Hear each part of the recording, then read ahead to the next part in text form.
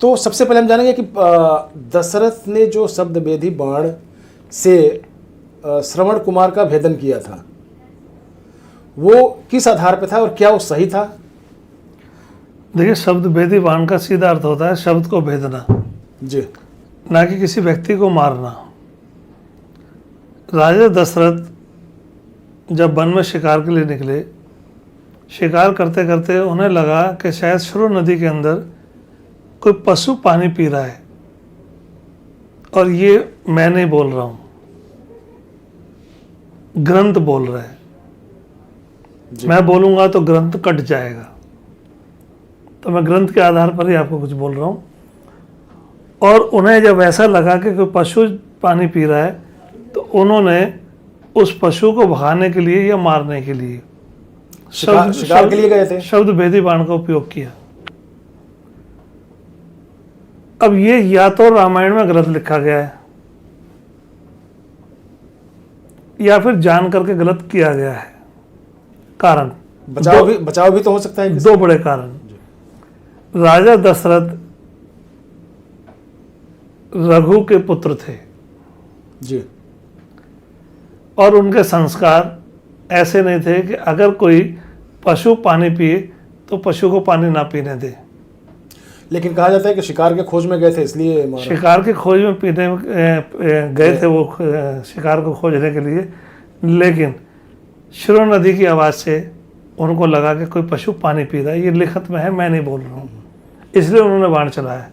तो क्या संस्कार इतने कमज़ोर थे राजा दशरथ के कि वो पशु को पानी नहीं पीने देना चाहते थे?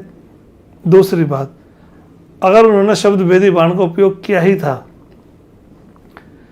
तो शब्द कहाँ से उत्पन्न हो रहा था कि श्रवण कुमार अपने माता पिता को जो कावड़ के रूप में लेकर के चलता चला आ रहा था, और आते आते आते आते आते आते वो जो है एक ऐसे स्थान पर आ गए जहाँ उन्होंने कहा, पुत्र हमें प्यास लगी है। प्यास के लिए उन्होंने अपना लोटा लिया और लोटा लेकर के वो सुरु नदी के किनारे पहुँच गए। कमंडल, हाँ जी। वहाँ से उन्होंने उसको जल को भरने की कोशिश की, तो उसमें से एक आवाज़ आई गुड़ गुड़ गुड़ गुड़ गुड़ गुड़ की। जैसे कोई पात्र पानी में डूबता है तो पानी अगर पानी कोई जीवधारी पशु पानी पिएगा तो उसका आवाज़ नहीं आता है।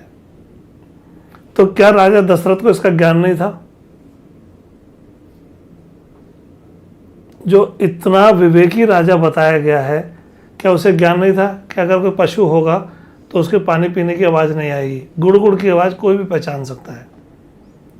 तो आवाज़ के ऊपर बाण लगना चाहिए था आकर के, लेकिन श्रवण कुमार के सीने में क्यों लगा?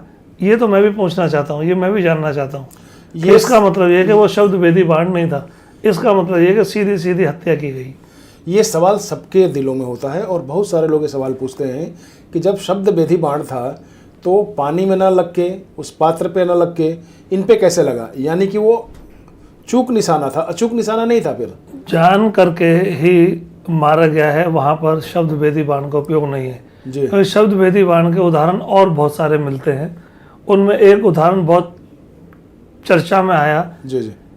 गुरु द्रोणाचार्य जब अपनी पूजा में लगे हुए थे, तो एक ऐसा शिष्य है जिसने कभी गुरु से कोई शिक्षा ली ही नहीं थी, लेकिन केवल उनको अपना गुरु मानता था। और उस मानने वाले ने जब कुत्ता भौंकता है तो कुत्ते के आवाज़ को बंद करने के लिए कि गुरु जी की पूजा में विघ्न ना पड़े, जी जी। इस वजह से उन्होंने शब्द भेदी बाण का उपयोग किया, और एक नहीं 4 बाण मारे। चारों के चारों बाण कुत्ते के मुंह के अंदर जाके लग गए, लेकिन कुत्ते को कहीं से खून नहीं निकला, कुत्ता सही सलामत था। जब पूजा समाप्त हुई, बाण अपने वापस निकाल लिए। वो शब्द भेदी बाण है। उसके अलावा जिसने भी शब्द भेदी बाण के नाम पर जो भी बल चलाया है, उन्होंने लोगों की हत्याएं की हैं, फिर चाहे वो पृथ्वीराज चौहान हो। नहीं, पृथ्वीराज चौहान के बारे में तो ये कहा गया है कि उसको सुल्तान को मारना था, तो सुल्तान में था कि उसको इशारा किया गया था, 4 बांस 24 गज अंगुल अष्ट प्रमाण ता ऊपर सुल्तान है मत चूको चौहान। तो उसको तो एक इशारा, हम एक डायरेक्शन दे रहे हैं, बता रहे हैं कि सुल्तान यहाँ पे खड़ा है, तो इसलिए उसने मारा। तो इसका मतलब ये होना कि शब्द भेदी बाण नहीं चलाया। शब्द भेदी बाण नहीं था। शब्द भेदी बाण आपके समझ से सिर्फ एक ही है, एकलव्य का। हाँ, मतलब तीनों कालों के अंदर अगर शब्द भेदी बाण कहीं चला है, प्रमाणित तौर पर, तो सिर्फ एकलव्य को। तो एक चीज बताइए कि जो फिर दशरथ को इतना महिमा मंडित करने की कोशिश की गई, ग्रंथकार कर रहे हैं, मैं नहीं कर रहा हूँ। ग्रंथकार कर रहे हैं ऐसे भी, लेकिन ये सवाल तो है ना। ऐसे तो सवाल रामायण में बहुत सारे उठते हैं जिनकी अगर मैं आपसे चर्चा करूंगा तो शायद आप उसको बर्दाश्त नहीं करेंगे। उधर हम ना जाके हम अगर देखें कि इसमें राम भी हैं, श्री कृष्ण भी हैं, अर्जुन भी हैं, द्रोणाचार्य हैं, बर्बरीक हैं, ये सब सारे और भी पात्र हैं इसके, जो जिनको कहा जाता है कि आप शब्दवेदी बाण के जानकार थे। जानकार थे लेकिन चलाया नहीं। राम ने भी कभी इस्तेमाल नहीं किया, कभी नहीं। कृष्ण ने भी कभी इस्तेमाल नहीं किया, कभी नहीं। बर्बरीक ने भी नहीं किया, कभी नहीं। और इस तरह से और भी जो गुरु द्रोणाचार्य थे वो भी नहीं किए।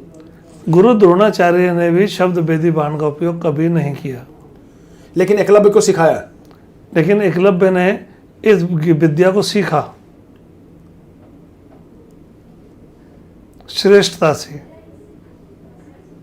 कि शब्द को कैसे भेदा जाएगा। मार तो कोई किसी को भी सकता है, कभी भी मार सकता है। अभी जैसे उदाहरण के तौर पर अभी गन का ज़माना आ गया है, लोग गन का इस्तेमाल करते हैं, जी जी, बाणों का इस्तेमाल नहीं कर रहे। तो कुछ ऐसे हैं जो शूटर हैं जो अपने वो साउंड पर गोली मार देते हैं। साउंड पर गोली मारेंगे, आदमी को वो भी नहीं मारते। मान लीजिए आपने किसी शूटर के सामने कोई चीज़ फेंकी तो चीज़ पे गोली मार देंगे वो, लेकिन उस आदमी को नहीं मारेंगे। तो यानी कि हमें कहें कि विद्या का लोप हुआ है या फिर विद्या आगे बढ़ रही है? नहीं, बहुत सारे ऋषि मुनि ऐसे थे जिनका नाम भी लोग नहीं जानते कि क्या उन्हें वो विद्याएं आती थी। जैसे परशुराम, जी, उन्होंने शब्द भेदी बाण का उपयोग किया, लेकिन किसी को बताया नहीं, दर्शाया नहीं गया कहीं रामायण के अंदर कि उन्होंने कहाँ पर उपयोग किया। उन्होंने शब्द वेदी बाण का उपयोग किया था जब उनकी माँ जो है पूजा कर रही थी तो आकाश से बिजली कड़क रही थी। जी, उस बिजली को शांत करने के लिए परशुराम जी ने उस बाण का उपयोग किया था। ये नई जानकारी है फिर दर्शकों के लिए। हाँ, दर्शकों के लिए ऐसी बहुत सारी जानकारियाँ हैं जो हम अगर चर्चा करेंगे कभी तो उस पर बताएंगे, लेकिन होगा यही कि फिर लोग मुझे कुछ गलत उससे देखेंगे कि शायद मैं रामायण का खंडन कर रहा हूँ, जबकि ऐसी बहुत सारी चीज़ें हैं जो रामायण का खंडन खुद कर रही हैं।